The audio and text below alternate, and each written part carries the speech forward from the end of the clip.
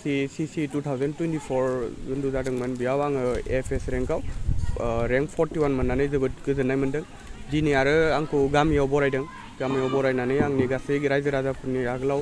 बरायजानो मोननानै आरो उथ्रिसार जानानै आं गावखौनो जोबोद गोजोननाय मोनदों नोंथांनि थंखौ फोरमायनाय बबेनिफ्राय माबे जायगानिफ्राय उथ्रिसार जानो हानाय होननानै नोंथांनि थंखौ फोरमायनाय माने सरसकादल आं बाक्सा जिल्लानि मुसलपुर खाथियाव थायो औ आं आरो लोगोसे आं बे उथ्रिसारनाया जाहैबाय आं अलरेडि माने सार्भिसाव मावगासिनोमोन आङो APSC अफिसावनो JEE हिसाबै मावगासिनो गोबां खस्थ' जायो माने साख्रि मावखांनानै जुदि नोङो प्रिपारेसन खालामोबा बेनि गेजेरजोंनो आङो गोबां माने नाजानायनि गेजेरजों आं दिनै उथ्रिसार जानानै बेखौनो कचिंफोर लादोंमोन आं कचिं लायाखै आङो सेल्फ प्रिपारेसन खालामगासिनोमोन गावनो आरो आं आगोलावबो खननै होखांबायमोन आं खननै इन्टारभिउ होखांबाय खिन्थु थांनाय खननै बाराव आङो उथ्रिसारनो हायाखैमोन नाथाय देग्लाय आङो उथ्रिसारनो हादों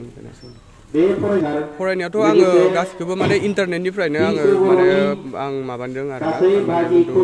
डकुमेन्टस बा मेटेरियेल्स गासिखौबो आं इन्टारनेटनिफ्रायनो नागिरनानै लायोमोन इउटुबफोरनिफ्राय नायोमोन लोगोसेनो एसे माने सेल्फ प्रिपारेसन खालामोबाथाय एसे खस्थ' जायो माने जिता माने कचिंफोर थायाबाथाय लोगोसेनो माने आं होनबाय आं जिहेतु जे माने साख्रियाव दंखायोमोन अलरेडि बेखायनो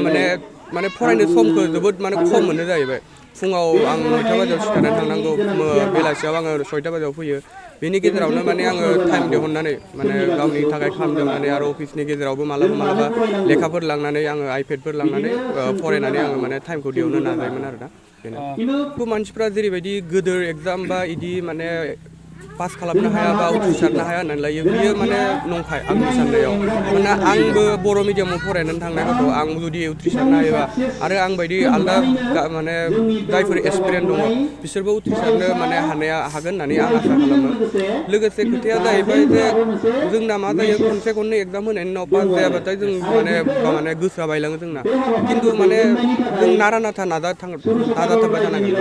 आंना नाजानायनि उनाव साक्सेस जानाय होनना फोरमायदों मा होनदों खेबबैसे लिरनायनि उनाव दिनैसिम जाफुंसारनाय होनना बुंदों खेबबैसे APSC गोरोन्था लिरदों आङो खनथाम बे आंनि थार्ड एटेम्पमोन थांनाय मोननै एटेम्पआव आङो इन्टारभिउसिम थांदोंमोन खिन्थु इसे मार्कनि थाखाय आङो उथ्रिसार जानो हादों खिन्थु देग्लाय आङो माने उथ्रिसार जानो हादों नोंथांनि APSC आनजाद होनायाव नोंथांनि बिमा बिफाया माबायदि हेफाजाब होदों आंनि आइ आफानि हेफाजाब नङाबाथाय आं दिनै बे एग्जामखौ माने पास खालामनो हानाय नङामोन एग्जाम होनाय टाइमाव माने फेल जानायानो जा बा बिदिनो प्रिपारेसनानो जा माने बोसोरसे वन लं इयार्स जायो नालाय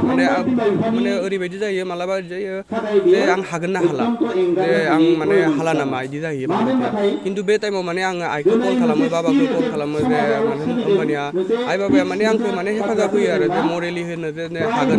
नों नाजाथाबबाय था होननानै थ' आं आंनि बे साक्सेसनि माने माबाखौ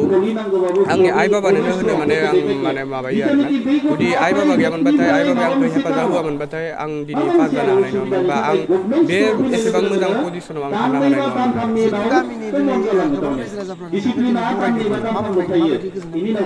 जोबोद गोजोननाय मोन्दों रायजो राजाफोरनि आगोलाव बरायजानो मोननानै आंनि